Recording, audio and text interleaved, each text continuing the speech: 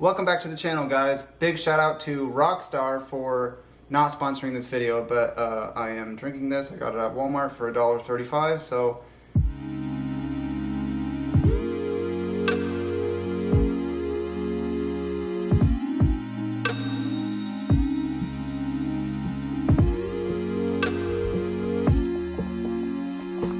hello, you lovely losers. Welcome back to my channel. Thank you so much for joining me. My name is Ricky, and let's begin. Because of some things that have happened to me within the last year and the way people have changed, I've wanted to make this video for a while, but I've just been putting it off because I wanted to be in the right mode, and I think maybe I am. I think I'm in the right mode to rant about this. Today we're going to be talking about entitlement and audacity, and we're going to go to the dictionary to figure out what these mean. Entitlement, the fact of having a right to do something. But these days, it usually means the belief that one is inherently deserving of privileges or special treatment. Sound familiar? We'll talk about it in a sec, just hold on. The other word, audacity, means a willingness to take bold risks, but usually it means a rude or disrespectful behavior. Impudence. Impudence.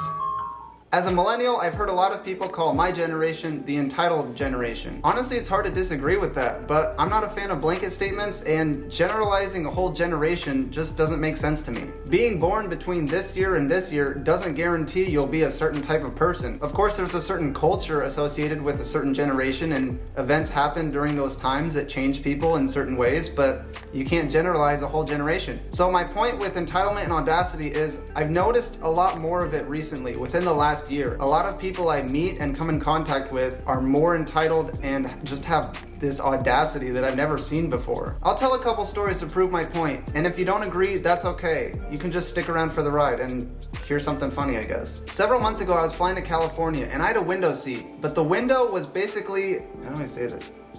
The seat was between the window, and the window was positioned right next to the back of my seat, but it wasn't a perfect divide down the middle. It was a little more on my side, so in my eyes, it was more of my window. And I was really tired because it was an early flight and I had to wake up at 4:30. So I wanted to sleep, and then I closed the window. And then all of a sudden it was really bright again, and I was so tired that I couldn't remember if I'd closed the window or not. So I closed it again, and then the guy behind me reaches past my head and opens the window again. And as he does this, he asks, "Can I look out the window, please?" But it doesn't really matter because he's already opened the window, so why did he even ask? And of course I could have said something, but I just was not in the mood to argue with anyone, and I wanted to sleep, so I decided to just move on, put on my sleeping mask, and just go to sleep. And then thinking about it later, I was like, what the heck? That's really freaking weird. In my opinion, it would have made a little more sense if it was like a kid or a teenager, but it was an older man, and that's just a weird amount of entitlement and audacity to me. It still just doesn't really make sense. So what would you have done? Or if this has happened to you before, leave a comment and let me know how you dealt with it, or if you just decided to move on like I did. Another strange experience like this occurred while I was shopping at Ross a few months ago. I was browsing through the button-down shirts, or button-up shirts, depending on how you say it, and there was a middle-aged lady on the other side who decided to reach through across and grab the shirts that were in front of me to look at them. It was a double-sided rack, so she had shirts in front of her, but she was interested in the shirts that were right in front of me, so she decided to reach across right in front of me and grab the shirts before I had a chance to look at them. And of course, this isn't against the law or anything, but that's just not right. That's just weird. In my opinion, that's not how mature adults should be acting in public or anywhere. She could have just gone around to the other side like a normal human being, or if there was a shirt that she liked that much, she really could have just asked me and I would have handed it to her. I was just casually browsing. It wouldn't have bothered me. And it's not that this type of behavior offends me, it's just weird. And I'm wondering if anyone else experiences this too. So this is kind of in the same realm as the video I made called Don't Exploit My Politeness. And if you haven't seen that already, you should check it out, especially if you like this video. But if you want to wait until the end of this video, that'd be great. The last thing I'll mention on here is something I think everyone has dealt with, and that is people stealing parking spots. It's one thing to get there first and you get the spot. You were there at the right place at the right time, right when someone was leaving, and you get the spot. Good for you. And it's another thing to dangerously cut someone off and almost cause an accident just to get a parking spot. I know parking is difficult, especially in the city, but I think as human beings, we're better than that. Especially when you have kids in the car. Is that really the example you want to set for them?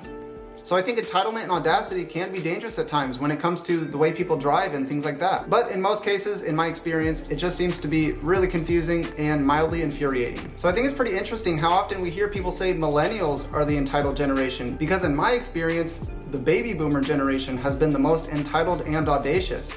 And that's not to say the whole generation is that way. I'm not saying that at all. Remember, we're not generalizing here. Just a strange coincidence, right? I don't think a certain quality or personality trait is limited to a certain generation. I think every single age is capable of being good or bad. So if you have concerns that the year you were born will determine your personality traits, I'm happy to tell you that I've had negative experiences with every single age group. So don't worry about that. Just become aware of the things that you need to work on those things, and then become your best self. And my channel is here to help you do those things. So thank you so much for watching, and I'll see you next time. Bye. Oh my gosh, look at this quality, guys. Oh, it's so nice. Ricky has flaws on his face. And we're starting now. I could continue that video, but I don't really care right now. I'm 27 and I finally know what to do with my life. Huh. Entitlement and audacity. I suppose we could think of...